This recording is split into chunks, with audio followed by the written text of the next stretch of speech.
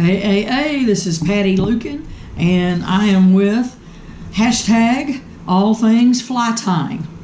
The next thing we want to talk about are the tools and the toolkit that you're going to be using in the workshop. This is your toolkit, and each person will have one of these to utilize during the class. I'm going to talk individually about each one of the tools, and then I'm going to talk about a couple of other tools that you may want to use. The first tool that we will talk about are the scissors.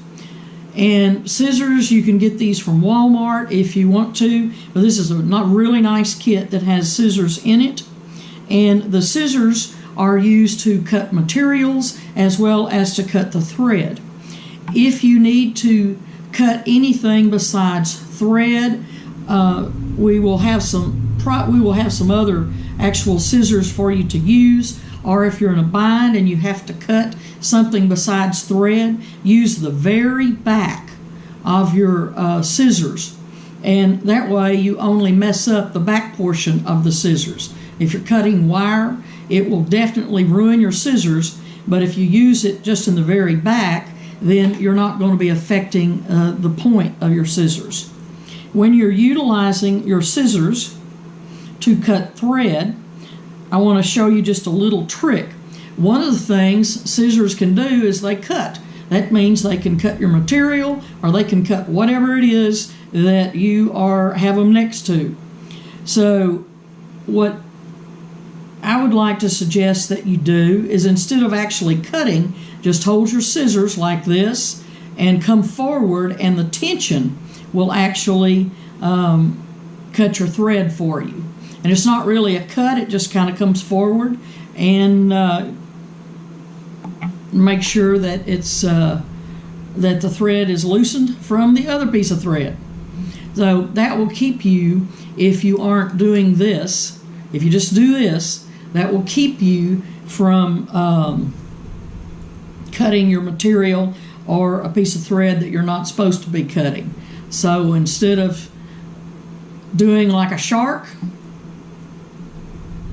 just come forward very gently and then clip. The next item that I want to show you is the bobbin. The bobbin holds the thread just like your vise holds your hook. It will also determine and help you with your thread tension. Take your, when you're going to load your bobbin, you want to take your thread, and you see these two balls. Put the thread between those two balls and close it into the, there's a hole in the end of the of your thread. Okay. Now, your thread spool. If you need more tension on your thread, you can push inward on these balls or here, and that will decrease the space between your balls and will make the tension greater. If you need less tension, then you pull the balls out. Okay? And you do that fairly gently, but pull the balls out, and that will give you less tension. Okay. So we're going to assume that we've got the tension right. You may not know that until you actually start working, but I can show you that in a minute. So the next thing we need is our threader. And our threader goes through the terminal end of the bobbin.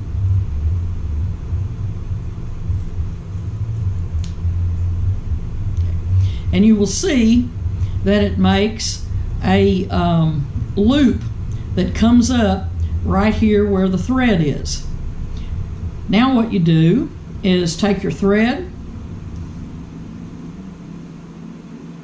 and you put the thread through your threader, and on the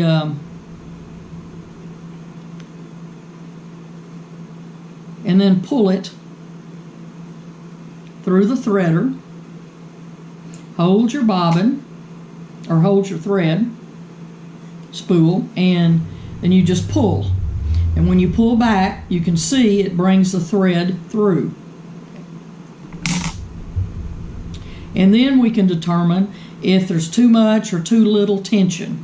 That's just a little bit tight, so I'm going to pull back, and then I'm going to hold my bobbin here, which is where you're going to hold it, and see, that's much better on my thread tension. Now, when you're holding your bobbin, you hold it with your thumb and your index finger here on the wood, and you use the back of your hand to make sure that you've got just a tad of tension on your thread, kind of like this. And then when you're working, you'll just gradually pull it out as you need it.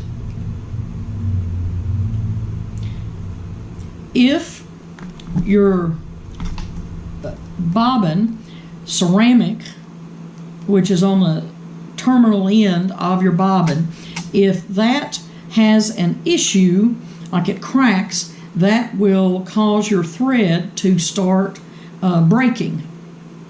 When that thread breaks or is cut, then you need to get another bobbin.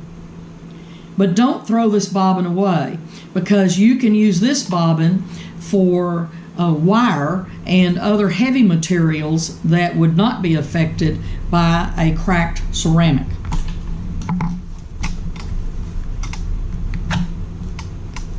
The next tool I want to show you is the material clip.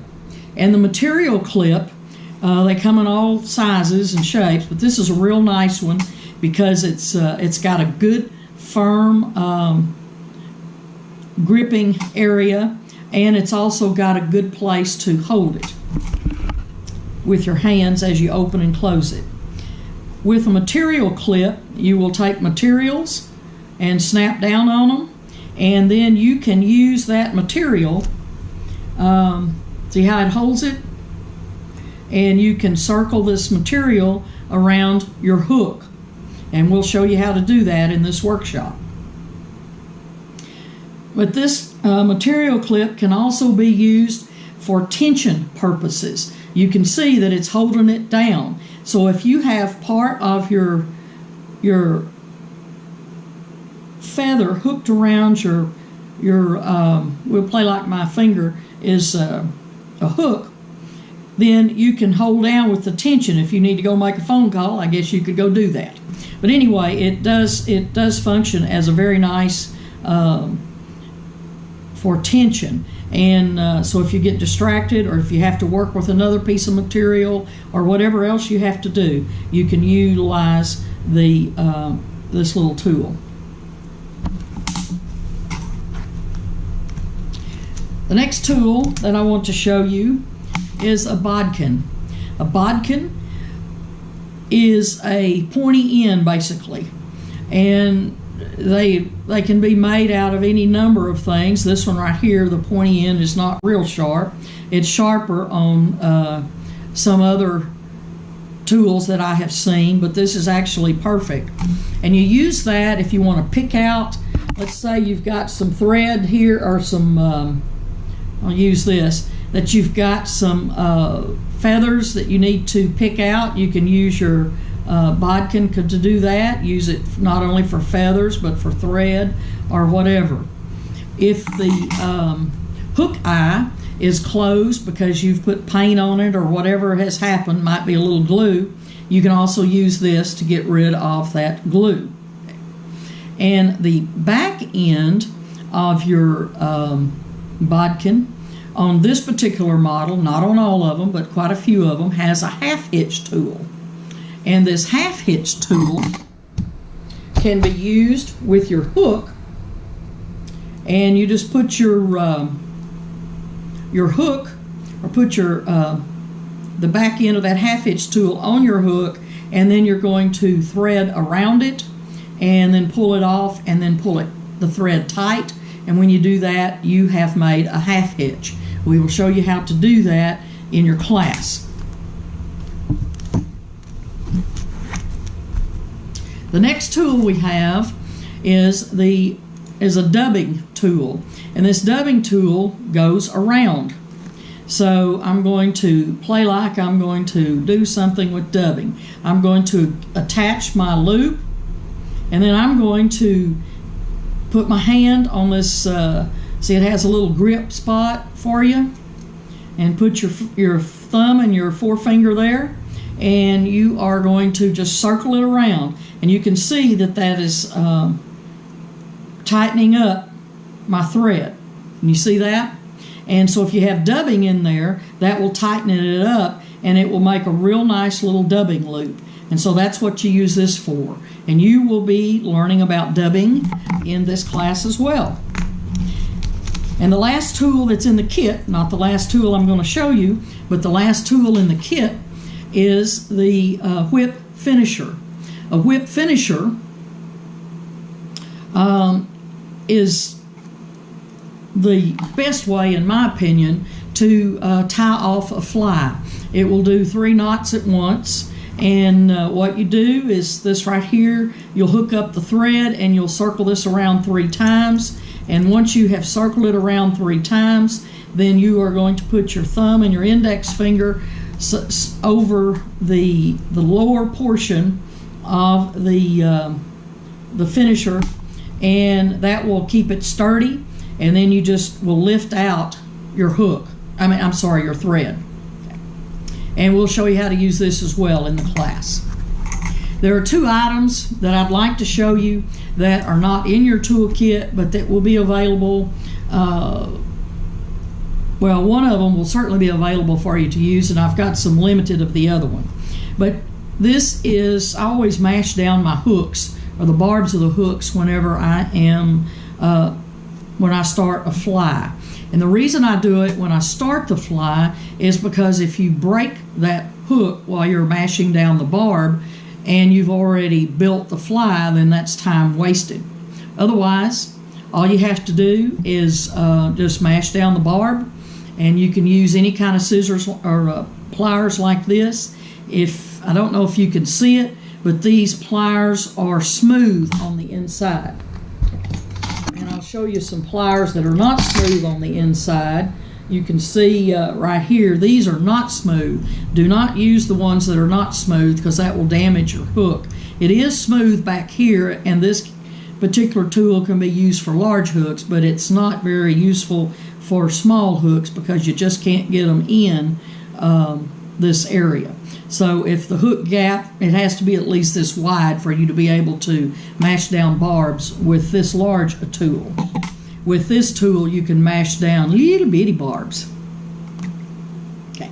The last tool that I want to show you, and that I have 2 others of, but you'll see me using this in class, are cheaters. Cheaters are wonderful because they magnify. And I think when you get these, they'll come with 2 or 3 different magnifications. And you just slip the one in that you want and put this over your head.